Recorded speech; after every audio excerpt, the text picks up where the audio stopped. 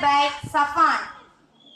Good morning, everyone. Respected principal, teachers, parents, and my dear friends.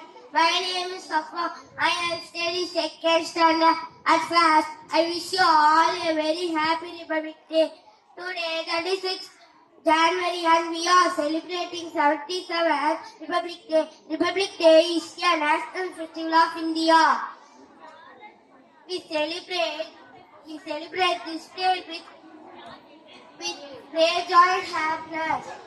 On this day, this Constitution of India came into force in 1950. The Constitution is the supreme law of India. Our Constitution was